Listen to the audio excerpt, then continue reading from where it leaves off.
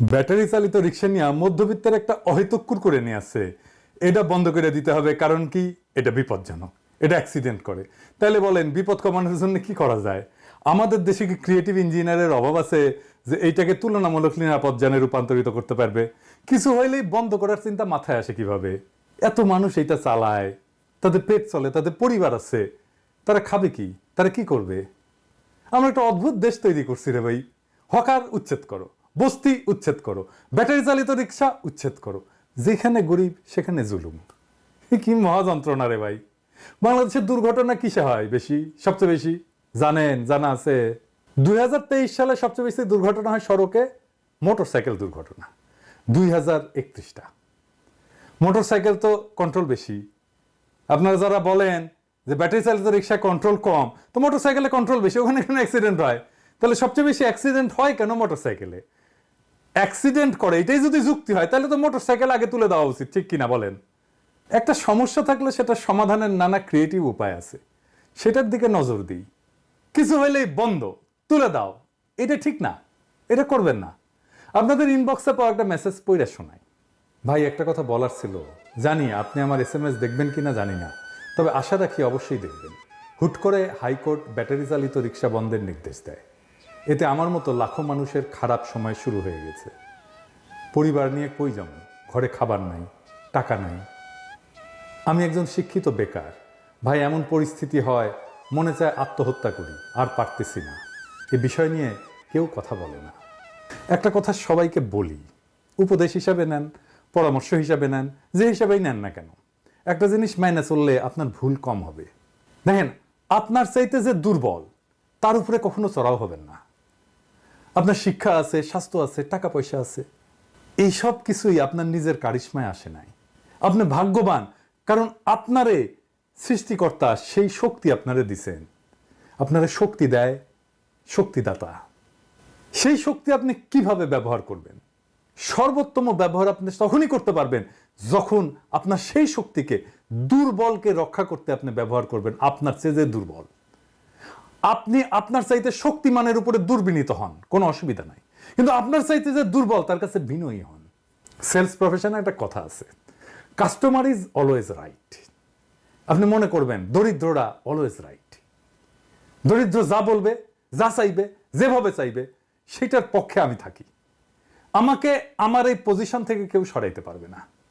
আমরা কি আসলে জানি বাংলাদেশের দরিদ্র মানুষেরা আসলে কিভাবে থাকে, কি খায়, তাদের জীবন কেমন? আসেন একটু শুনি। বেশি খেতে গেলে বাঁচা থাকে, ওই কম বেশ করে 1 কেজি আধা কেজি আলু আনিয়ে মার ভাত করে আলু চোখা করে ওইটাই আমাদের পেট চলে যাচ্ছে। 3 বেলা খাওয়া হয় না, 3 বেলাতে 1 বেলা আটা খাওয়া লাগে, 1 বেলা চাল ভাজি খেতে লাগে, 1 বেলা ভাত খাওয়া লাগে। আলু আছে, ডাল আছে, বারো জাতের সবজি আছে, এটা দিয়ে পাক করি।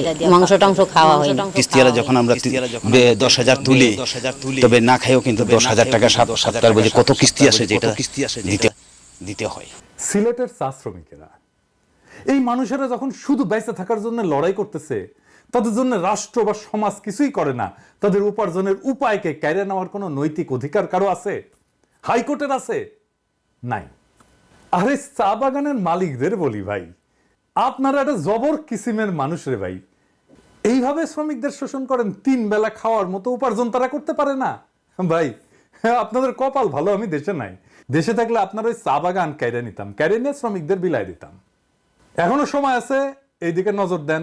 কিভাবে করবেন সরকারের সাথে আলাপ করেন, শ্রম মন্ত্রণালয়ের সাথে আলাপ করেন। এই জিনিস চলবে না, বলে দিলাম কলে। ব্যাটারি চালিত রিক্সাকে নিরাপদ করার ব্যবস্থা না হোক, কিন্তু এই ব্যাটারি চালিত রিক্সা নিষিদ্ধ করা যাবে না, পিরিয়ড। এবার আসেন আমরা একটা দারুণ আইডিয়া নিয়ে কথা বলি, বিপ্লবকে কিভাবে আমরা সারা দুনিয়াতে ছড়াই দিতে পারবো, বাংলাদেশকে কিভাবে একটা রিব্র্যান্ডিং করতে পারবো এই বিপ্লবের ওসিলায়।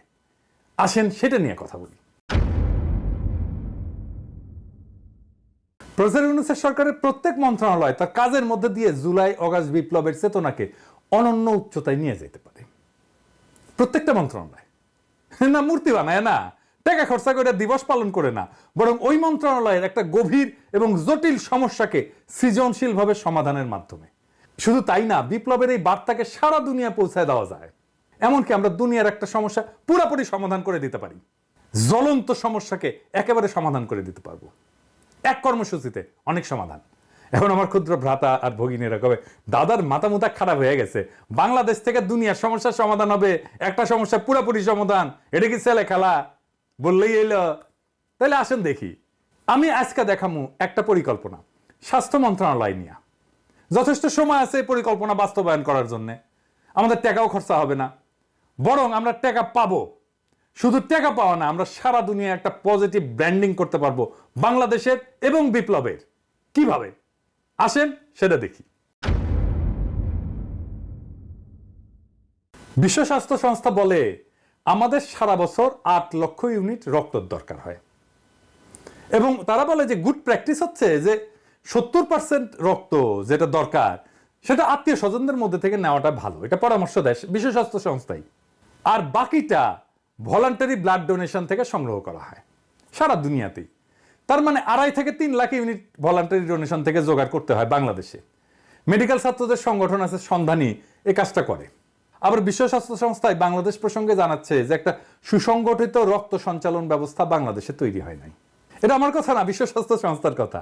তাইলে আমরা একটা জাতীয় সমস্যার কথা জানলাম, এইটার সমাধান কিভাবে বিপ্লবের সাথে মিলায় আমরা করতে পারি। আমাদের কপাল ভালো, আমাদের রক্তের যা দরকার তা আমরা পাই, দেশের মধ্যে থেকেই পাই, আমাদের আমদানি টামদানি করতে হয় না। কিন্তু দুনিয়ার কি অবস্থা? সারা দুনিয়ায় রক্তের চাহিদা 30 কোটি ইউনিটের একটু বেশি, সাপ্লাই কত? 27 কোটি ইউনিট। এবং বলা হচ্ছে যে 195টা দেশের মধ্যে 119টা দেশে 61% দেশ তাদের পর্যাপ্ত রক্তের সাপ্লাই নাই। এই দেশগুলো কোনগুলো? এগুলো দরিদ্র দেশ। এবং এই রক্তের দরকার পড়ে কাদের? শিশুদের এবং মায়েদের, গর্ভবতী মায়েদের।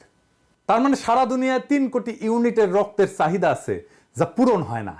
লাগে কাদের? আমরা দেখলাম যে এটা দারিদ্র পীড়িত শিশুদের, গর্ভবতী মায়েদের মারা যায় তারা ধুকে ধুকে রক্তের অভাবে। আমরা এই সমস্যার পুরো সমাধান করে দিতে পারবো। কিভাবে আসেন দেখি।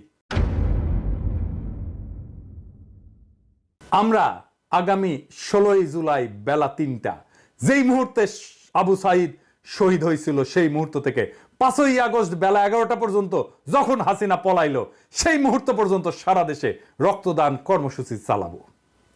নাম হবে বিপ্লবের রক্তরাঙা উপহার। রক্তের ব্যাগে থাকবে আবু সাইদের প্রসারিত 2 হাতের ছবি, আর 2 ভাষায় লেখা থাকবে বিপ্লবের সংক্ষিপ্ত ইতিহাস ওই রক্তের ব্যাগে, একটা বাংলা আর একটা ফ্রেঞ্চ। আমার সৌজন্যে বাংলাদেশে শুধু তরুণের সংখ্যা 4.5 কোটি। আমরা কম করে হইলো 3 কোটি ইউনিট রক্ত সংগ্রহ করতে পারবো। তরুণরাই তো শুধু দেবে না, তার চেয়ে বেশি বয়সীরাও দেবে। সবাই উৎসব করে রক্ত দিতে যাবে। রক্ত দিয়ে সে নিজেকে কানেক্ট করবে 24-এর বীর যোদ্ধার শহীদদের সাথে। সে মনে করবে সে নিজেকে মহাজীবনের সাথে যুক্ত করছে। সেই মহাজীবন, যে মহাজীবন আমাদেরকে মুক্তি দিচ্ছে, যে মহাজীবন বিপ্লবের মাঠে, বিপ্লবের রাজপথে বীরের মতো লড়াই করছে, জীবন দিছে, আহত হয়েছে। একটা জাতীয় পুনর্জাগরণ হবে প্রত্যেক বছরে ঠিক বিপ্লবের সময়গুলোতে। এমনিতেই নানা অনুষ্ঠান কর্মসূচি হবে এই সময়টা জুড়ে। স্বাস্থ্য মন্ত্রণালয়ের এই কাজটা একটা সম্পূর্ণ ভিন্ন মাত্রা দেবে এই সময়টাকে। আমরা বিশ্ব স্বাস্থ্য সংস্থাকে বলবো আমাদের টেকনিক্যাল অ্যাসিস্ট্যান্স দাও। আমরা বলবো আমরা রক্ত সংগ্রহ করে দিচ্ছি, সংরক্ষণ করার ব্যবস্থা করে দাও, ক্রায়ো প্রিজার্ভেশন করার ব্যবস্থা করে দাও। এত লার্জ অ্যামাউন্ট রক্ত ক্রায়ো প্রিজার্ভেশনের জন্য অনেক লজিস্টিক্স লাগবে। বিশ্ব স্বাস্থ্য সংস্থা আগায় আসবে আগ্রহ ভরে এই কাজটা করে দেওয়ার জন্য, কারণ সারা দুনিয়ার সমস্যার সমাধান হয়ে যাবে। রক্তের এক্সপোর্টের রেগুলেশন আছে অনেক, আমরা বিশ্ব স্বাস্থ্য সংস্থাকে কাজে লাগাই এই রেগুলেশনগুলো আমরা ইমপ্লিমেন্ট করতে পারবো। আমরা টাইম পেলাম অনেক এই সব কিছু করার জন্য। আমাদের তরুণদের একটা চেক আপ হয়ে যাবে, কারণ রক্ত দেওয়ার আগে একটা চেক আপ করতে হয় ম্যান্ডেটরি। কি কি? HIV, সিফিলিস, হেপাটাইটিস সি আর বি এর টেস্ট হবে। বিশাল একটা স্ক্রিনিং হয়ে যাবে সবার মুফতে। অবশ্য ছাত্রলীগের খাইস্টাগুলো ধরা খাবে। ডাক্তার এসে কবে এই এদিক আসো, সে কবে কি হয়েছে ডাক্তার সাহেব, কবে তোমার তো সিফিলিস, তুমি ছাত্রলীগ করো। বাইরে দেখেন সারা দুনিয়ায় কি রকম পজিটিভ ইম্প্যাক্ট পড়বে। প্রত্যেক বছর ওই বিপ্লবের সময়টায় একটা কালেকটিভ স্মরণ হবে জাতীয়ভাবে বিপ্লবের ওই রক্ত ঝরার সময়ের। এই প্র্যাকটিস যদি জারি রাখতে পারি তাহলে আজ থেকে কয়েক যুগ পরেও এই বিপ্লবের রক্তদানের ইতিহাস জানবে আমাদের ভবিষ্যৎ প্রজন্ম। শুধু ভবিষ্যৎ প্রজন্ম না, সারা দুনিয়া জানবে কেন এই রক্তটা আমরা পাইতেছি। সারা দুনিয়ায় নানা লেখা হবে, নানা জার্নালে আর্টিকেল ছাপা হবে, বাংলাদেশ কি একটা অসম্ভব কাজ করে ফেলছে। যেই কাজ বিশ্ব স্বাস্থ্য সংস্থা সারা দুনিয়া করতে পারে নাই, আমরা সেটা সম্ভব করে দিছি 1 বছরের মধ্যে। কাজটা স্বাস্থ্য মন্ত্রণালয়ের, কিন্তু বিপ্লবকে স্বাস্থ্য মন্ত্রণালয় তার রেগুলার কাজের সাথে একটা ক্রিয়েটিভ ইনপুট দিয়া একটা বৈশ্বিক সমস্যার সমাধান করে ফেলতে পারবে। সারা দুনিয়াতে বাংলাদেশের পজিটিভ ব্র্যান্ডিং করতে পারবেন স্বাস্থ্যক্ষেত্রে। শুধু স্বাস্থ্যক্ষেত্রে না, সারা দুনিয়ায় ছড়ায় যাবে। এটা পত্রিকায় ফিচার লেখা হবে। সারা দুনিয়ার একটা বড় সমস্যার সমাধান করে দিতে পারলে সেটা নিয়ে পত্রিকায়, সারা দুনিয়ার আন্তর্জাতিক পত্রিকায় ফিচার লেখা হবে। সব মন্ত্রণালয়ে এরকম ক্রিয়েটিভ কাজ করা যায়। এই কাজটা যত ক্রিয়েটিভই হোক না কেন, এটা স্বাস্থ্য মন্ত্রণালয় করবে? আমার অনুমান করবে না, 2টা কারণে। যে কোনো ক্রিয়েটিভ পরিকল্পনা তাকেই করতে হয় যে মন্ত্রণালয়কে লিড করে। স্বপ্ন দেখতে হয় লিডারকে, প্যাশন নিয়ে তার ড্রিমকে রিয়ালাইজ করতে হয় তাকেই, লিডারকেই। করতে পারলে এই পরিকল্পনা বাস্তবায়ন করলে ভালো, আমি তো খুশি, আপনারাও খুশি। না করলেও অসুবিধা নাই। আমার ক্ষুদ্র ভ্রাতা আর ভগিনীরা দেখলো, ওইটাই আমার লাভ। তারা শিখলো আউট অফ দ্য বক্স চিন্তা কইরা কিভাবে দারুণ সব পরিকল্পনা করা যায়। আমার ক্ষুদ্র ভ্রাতা আর ভগিনীদের মধ্যে কেউ কেউ যখন ভবিষ্যৎ বাংলাদেশের কাণ্ডারি হবে, সেই দিন তারা হয়তো আমার এই আজকের এপিসোডের কথা স্মরণ কইরা দারুণ দারুণ সব পরিকল্পনা করবে। সেই দিন হয়তো আমি থাকবো না, কিন্তু ওই পরিকল্পনার মধ্যেই থাকবে আমার আজকের চিন্তা। ওইটাই আমার অমরত্ব, ওইটাই আমার কালেকটিভ মেমোরিতে বেঁচে থাকা। আমার আজকের ভিডিও আজকের স্বাস্থ্য মন্ত্রণালয়ের জন্য না, আসলে আজকের ভিডিওটা আজকের সেই তরুণদের জন্য, যাদের মধ্যে থেকে আসবে আমাদের আগামী দিনের স্বপ্নের সেই রাজকুমার, যারা আমাদের মতো শুধু নিষ্ফল স্বপ্নই দেখবে না, যাদের সেটাকে বাস্তব করার হিম্মত থাকবে। ইনকিলাব জিন্দাবাদ।